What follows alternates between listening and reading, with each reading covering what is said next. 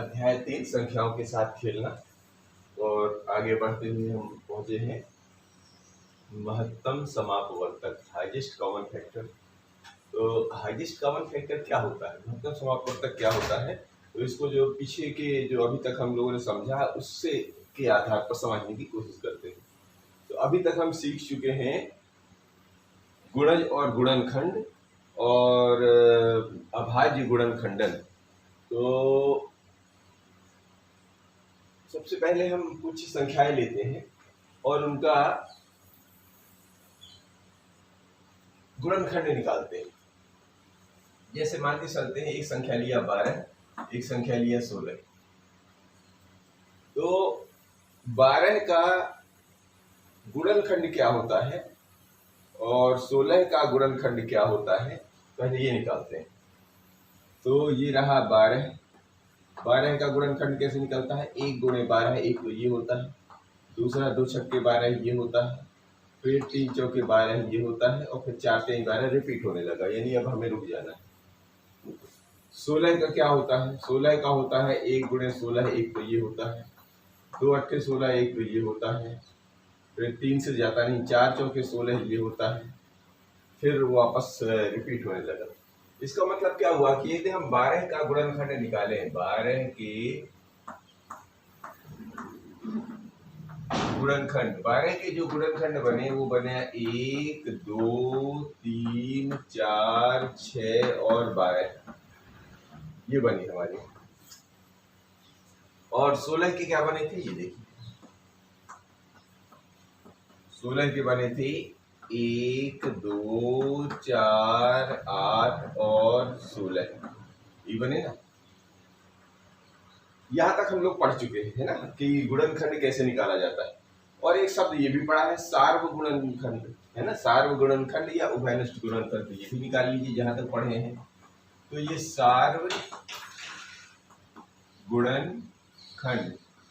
ये रहा सार्वगुणनखंड। मतलब क्या होता है, जो दोनों में उभयनिष्ठ हो। इधर 1 है, इसमें 2 है, और इधर ये 4 है, और तो कुछ मिल नहीं रहा, देख लीजिए। तो हम इसको यहां लिख लेते हैं 1 2 और 4। यहां तक हम पढ़ चुके हैं।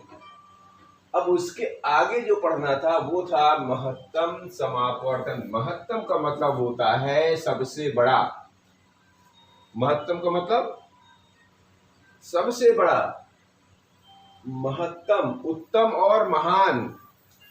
तो ये है उत्तम दोनों में से, और इसमें सबसे बड़ा महान। सबसे बड़ा क्या है यहाँ पर, इन 2 2 4, तो दोनों को मिला के महत्तम बना है, बड़ा। जो तुम्हारे सार्वगुणक, ये सब उत्तम उत्तम है, तब दोनों से जो कॉमन आ गया, इसको ऐसा समझिए, इसको बोलता है, अंग्रेजी में बोलते, देखो इसमें हाईएस्ट कॉमन फैक्टर। हिंदी में आपको समझने में दिक्कत हो रही होगी, तो यहाँ पे कॉमन, कॉमन मतलब जो दोनों में हो, और हाईएस्ट, हाईएस्ट का मतलब बड़ा, फैक्टर माने ये सारे फैक्टर हैं। तो इन दोनों में जो कॉमन हो, जो कॉमन हो सबसे बड़ा, वो कौन है, वो सबसे बड़ा है यहाँ पर 4। इसी को बोल देते हैं हाईएस्ट कॉमन फैक्टर, HCF, या महत्तम समापवर्तक।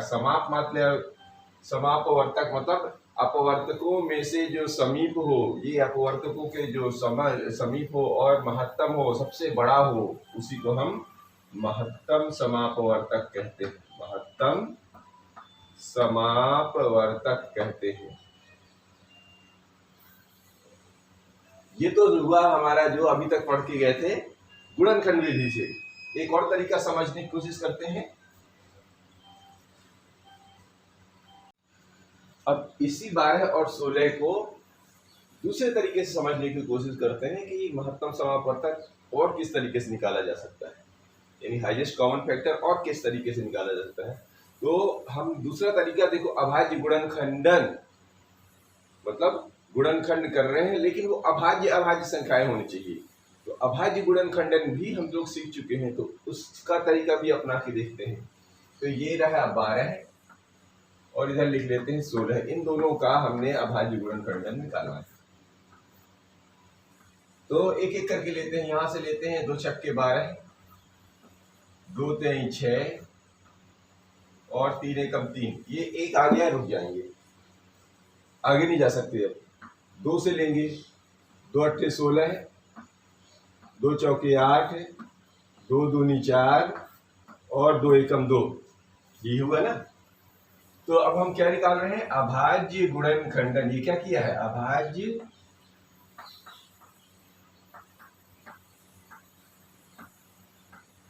गुणनखंड या अभाज्य गुणनखंडन, जो भी लिखना हो लिखेंगे। तो यहाँ पर क्या निकला, 2 निकला, फिर एक और 2 निकला और एक और 3 निकला। ये 1 नहीं लिखा जाता है, लेकिन यहाँ पर जब हम महत्तम समापवर्तक पढ़ेंगे तो अगर इनमें से कुछ संख्या इधर नहीं मिलेगी तो ये तो दोनों में रहता है, ये फिर लिख लेंगे, ठीक है ना। महत्तम समापवर्तक में यहाँ पर इसको भी शामिल किया जाता है, ठीक।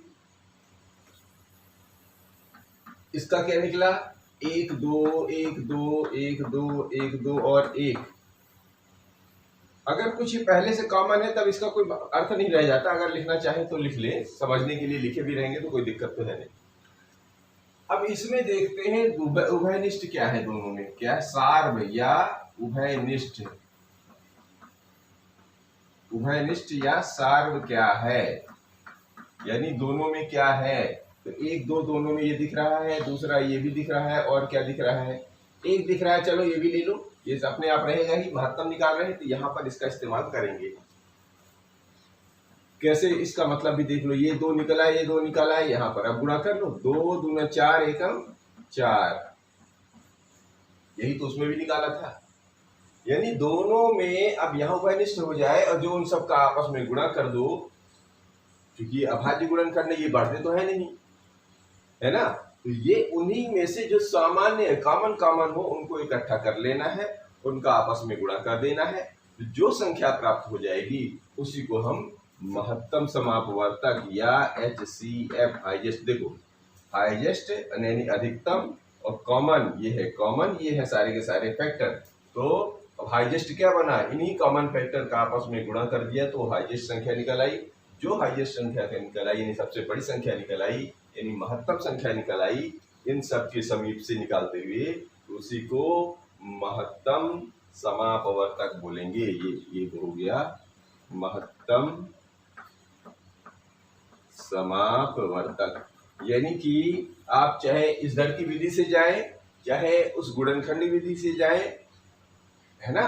ये अभाज्य गुणनखंड कहलाया, और जो अभी पीछे तरफ बताया था वो क्या था, गुणनखंड विधि। और ये अभाज्य गुणनखंड, दोनों में थोड़ा सा नाम का अंतर है, उसका तरीका थोड़ा सा अलग है, इसका तरीका थोड़ा सा अलग है। और जब दोनों में उभयनिष्ठ जो निकल आता है उसमें उभयनिष्ठ सबसे बड़ा ढूंढ लेते हैं, इसमें उभयनिष्ठ क्या निकाल लेते हैं, गुणा करके निकाल लेते हैं।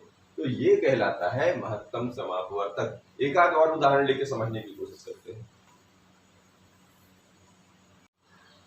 अब एक उदाहरण और लेके देखते हैं। यहाँ पर हमें 20, 28 और 36, अब की बार 3 संख्याएं हैं अलग अलग, ठीक है। अब एक एक करके सबको उठाते हैं। पहले हम करेंगे कौन सी विधि से, गुणनखंड विधि से। तो गुणनखंड विधि के लिए क्या करना पड़ता है हम लोगों को, सबसे पहले इन सब का अलग अलग गुणनखंड निकाल लेते हैं। तो ये जो हम पहले कर रहे हैं गुणनखंड विधि, कौन सा, गुणनखंड विधि। किताब में हालांकि अलग अलग से नहीं दिया हुआ है, पर आपको जानकारी होनी चाहिए। तो ये देखिए 20 का निकालेंगे तो 1 और 20 निकलता है। दूसरा निकलता है 2 दाहम 20, 3 से नहीं जाएगा, 4 पंचे 20, 4 गुणे 5, 4 पंचे 20, फिर 5 चौके 20 रिपीट हो गया, अब ये नहीं जाएगा। 28 का निकाल लीजिए, तो 28 का निकलता है 1 और 28 से, और 2 और 14 से, 14 दूनी 28, 3 से तो नहीं, 3 सत्ते 21, 3 9 27, नहीं जाएगा। 4 से, 4 सत्ते 28, और फिर 7 चौक 28, वापस आ गया।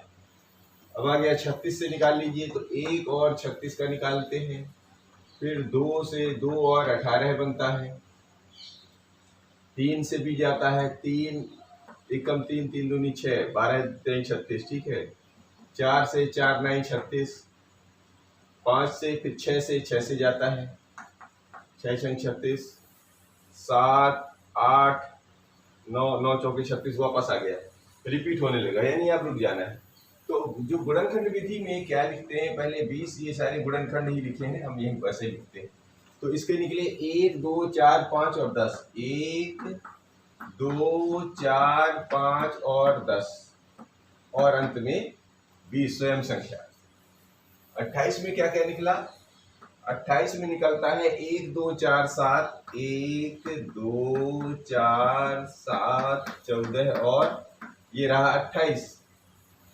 36 में क्या निकलता है, 36 में जो निकला है 1 2 3 4 6, 1 2 3 4 6 9 12 18 और 36, इतने निकले। अब हम वही ज्ञात करना, हाईएस्ट यानी सबसे बड़ा, पहले तो ये उभयनिष्ठ, इनमें क्या रहता है, सार निकालने पड़ते हैं। पहले सार गुणनखंड, ये सब क्या है, गुणनखंड ही तो निकले हैं। गुणनखंड या फैक्टर जिसको बोलते हैं, ये फैक्टर बोल दो चाहे गुणनखंड बोल दो, एक ही शब्द है, वो अंग्रेजी में है, ये हिंदी में गुणनखंड बोलते हैं। अब उसमें सार यानी कॉमन, जो सब में कॉमन हो, तो सब में कॉमन सबसे पहले तो एक आया तो एक भी लिख लो, ये लो एक। फिर दो, सब तीनों में क्या कॉमन है, 2, और क्या कॉमन है देख लो, यहाँ पर 3 तो नहीं है, 4 है, 4 आ गया। 5 क्या है, नहीं है। 6 नहीं है, 7 नहीं है, फिर 9 भी नहीं है, 10 12 2 में है, बाकी में नहीं है, एक में है। 14 नहीं है, फिर इस पर कोई है ही नहीं।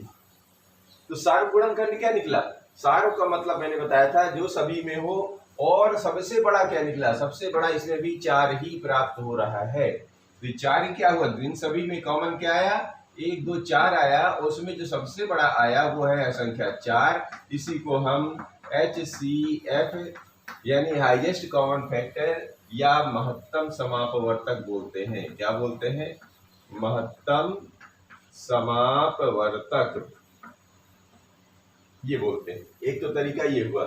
अब हम इसी को कैसा अभाज्य गुणनखंडन विधि से करने की कोशिश करते हैं। तो अभाज्य गुणनखंडन विधि से कैसे करते हैं, इसको देखो मिटा के अब हम ये लेते हैं, ये तो सीधा सीधा हुआ। अब इसी को हम दूसरे तरीके से लिखते हैं, अभाज्य गुणनखंडन। ये हमें दोनों तरीके आना चाहिए। अभाज्य गुणनखंडन विधि, अभाज्य गुणनखंडन विधि से कैसे निकालते हैं तीनों का अलग अलग क्या करते हैं, पहले तीनों का अलग अलग अभाज्य गुणनखंडन करेंगे, उसके बाद जो इन सभी में उभयनिष्ठ होगा उसको लिख लेंगे। और उस लिखने के बाद अगर उनमें एक या दो से ज्यादा संख्याएं आ रही तो उन सबका आपस में गुणा कर देंगे। तो शुरू करते हैं अभाज्य गुणनखंडन विधि। यहाँ पर ये रहा 20, ये रहा 28 और ये रहा 36। तीनों का हमको अलग अलग गुणनखंडन निकालना है, अभाज्य गुणनखंड निकालना। ये रहा, ठीक है। तो शुरू करते हैं। 2 दाहम 20, 2 पंचे 10 और ये रहा 5 एकम 5, एक आ गया, काम खत्म हो गया इसका। इसको लीजिए 2 एकम 2, 2 चौके 8, फिर 2 सत्ते 14 और 7 एकम 7, ये भी रुक गया यहाँ पर। इसको लीजिए 2 एकम 2, 2 अट्ठे 16, 2 9 18, 3 तिरका 9, अगेन 3 तिरका 9, और ये यहाँ पर भी रुक गया आकर, एक एक सब में दिख रहा है। अब ये काम रुक गया। तो क्या करना है, इनमें अभाज्य गुणनखंडन का सार निकालना है या उभयनिष्ठ निकालना है।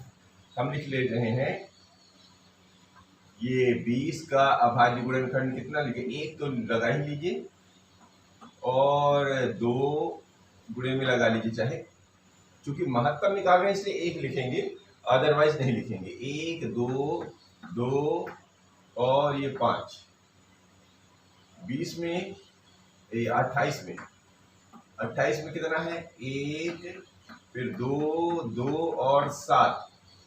36 में कितना मिला है, 36 में मिला है 1 2 2 3 और 3, ये सारे मिले हुए हैं।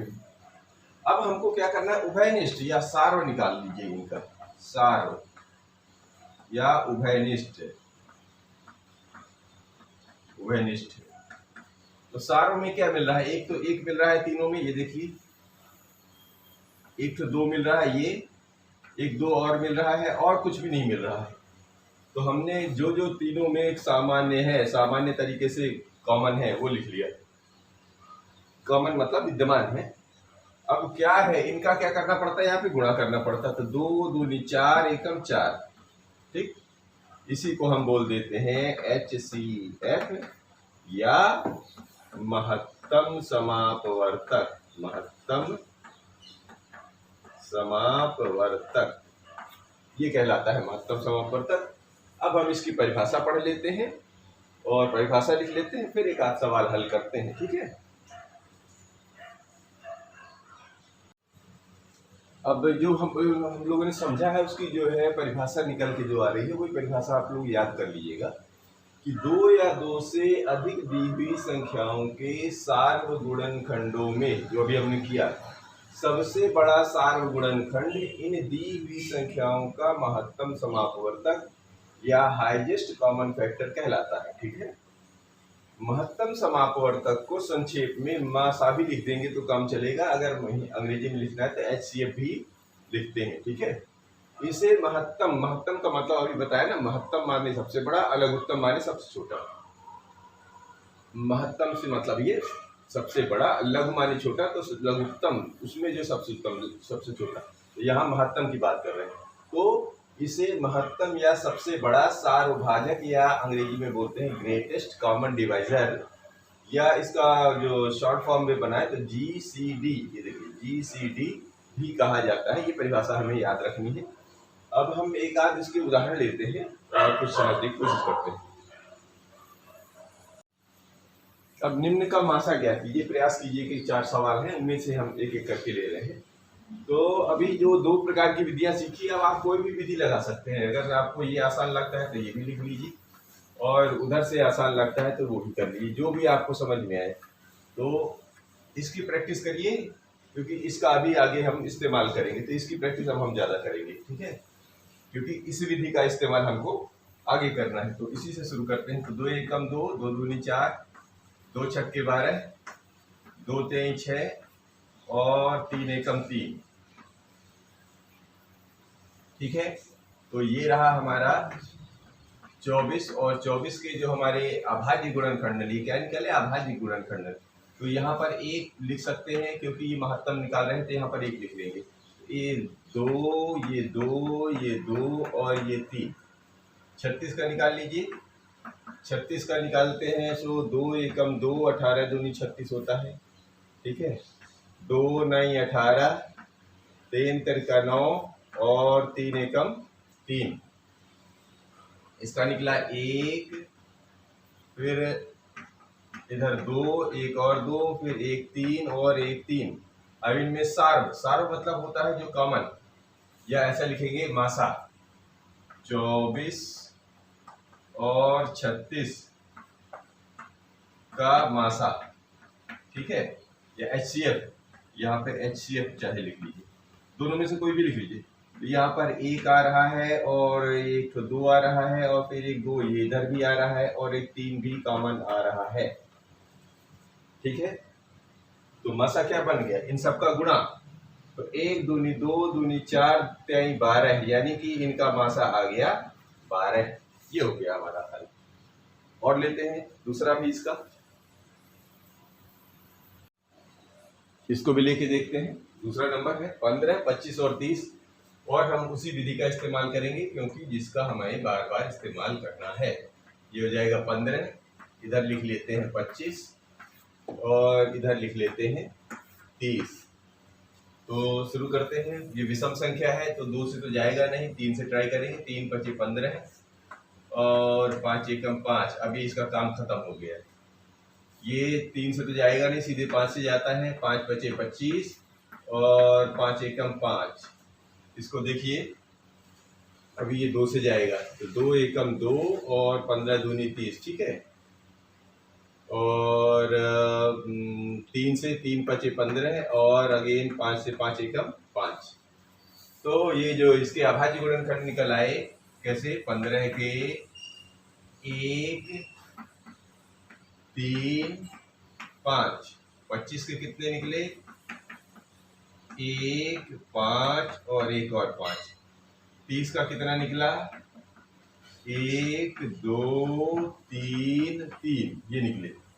ठीक है, अब इसमें क्या निकालना है? मासा। मासा निकालना है तो इसको इसे ऐसे लिखा जाता है 15 25 30 को इसे ब्रैकेट में लिख लीजिए और किनारे लिख लीजिए HCF या मासा, चाहे हिंदी में लिख लीजिए चाहे अंग्रेजी में। ठीक है, ये इसका मासा हो गया। तो मासा में क्या क्या नहीं मिला हमको? ओवरनिस्ट एक, तो एक मिल रहा है और 2 नहीं है, 5 है इधर इधर, और ये 5 था, 2 3 5, ये 5 था, 5 5 5 तीनों में है तो ये 5 मिल गया। अब क्या करना है? इनका गुणा कर दो आपस में, तो 5 एकम 5, तो इनका मासा निकल आया 5। कितना आसान है ना? बस इसी विधि को बढ़ाते रहिए। तो 8 और 12 का निकाल लेते हैं। ये रहा 8 और ये रहा 12, तो 2 चौके 8, 2 दूनी 4, 2 एकम 2, इसका काम खत्म। इसको भी देख लीजिए, 2 छक्के 12, 2 तिया 6 और 3 एकम 3, क्या निकल के आया? तो 8 में निकला 1 और 2, ये दूसरा 2 और तीसरा 2। 12 में क्या निकला? 1 1 2 1 2 और 1 3। आप सोच रहे बार बार एक क्यों लिख रहे हैं भाई? अभी आगे चल के जब हमको उभयनिष्ठ इसमें से कुछ नहीं मिलेगा, एक तो तभी मिलता है ना, इसलिए अभी से एक की प्रैक्टिस करिए, है ना? इसलिए एक लिखना है, बाद में कंफ्यूजन की स्थिति ना आए, मतलब दुविधा की स्थिति ना आए, इसलिए पहले से ही हम एक लिखना शुरू कर रहे हैं। जब तक हम महत्तम पढ़ रहे हैं, जब लघुत्तम पढ़ना शुरू करेंगे तो उसमें एक ना लिखेंगे तो जरूरत नहीं, क्योंकि उसमें इनमें से ही निकालना पड़ेगा। ठीक है, बात समझ रहे हैं? तो 8 और 12 का मासा एक कॉमन है, आप एक लिखते चलो, बिल्कुल बिंदास लिखना है, छोड़ना नहीं है। 1 2 इन दोनों में है, 1 2 इधर भी है, 1 2 इधर है, 1 2 इधर है, और तो कुछ कॉमन नहीं है, तो बन गया 1 दूनी 2 दूनी 4, यानी कि 4 इसका मासा निकलना। ठीक है, एक और है, उसको भी ले लेते हैं।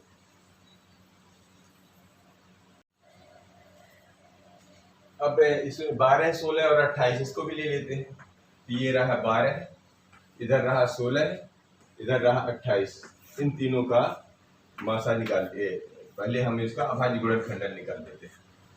ये अभाज्य गुणनखंडन हुआ। ठीक, 2 से 12 का निकाल लीजिए, 2 छक्के 12, 2 तेई 6 और 3 एकम 3, 16 का निकाल लीजिए, 2 अट्ठे 16, 2 चौके 8, 2 दूनी 4 और 2 एकम 2, ये काम खत्म। इसका निकालिए, तो 14 दूनी 28, 2 सत्ते 14 और 7 एकम 7, 7 का एक ही बार जाएगा। ठीक है, काम खत्म। अब आप क्या करिए, इनका मासा पहले इनका वो लिख लीजिए, अभाज्य गुणनखंडन। ये रहा 12 का, तो 1 और 2 2 3, 1 2 2 और 3। 16 में क्या क्या रहा है? 1 2 2 2 2, 4 हो गया। 28 में कितने आ रहे हैं? 1 2 2 और 7। अब उभयनिष्ठ निकालना है। उभयनिष्ठ का मतलब क्या हुआ? ये 12 16 और 28 को लिखा, यहाँ लिखा बगल में मासा, और यहाँ पर देखो क्या निकला, यहाँ पर निकला 1 और इधर 1 तो 2 नजर आ रहा है, ये 1 और 2 नजर आ रहा है, ये भी, और तो मैच नहीं कर रहा, इधर 1 मिला, इधर 2 मिला, इधर ये। आप तो ऐसे भी लगा लिया करना, एक ये मिल रहा है, एक ये मिल रहा है, एक ये मिल रहा है, और ये सब नहीं मैच कर रहा है, इन तीनों में होना है ना? तो गुणा कर लीजिए, तो 2 दूनी 4 एकम 4, इसका मतलब मासा निकल आया 4। तो आज हमने महत्तम को समझने की कोशिश की, और कुछ शायद उम्मीद है समझ में आया होगा। मिलते हैं कल प्रश्नावली के साथ।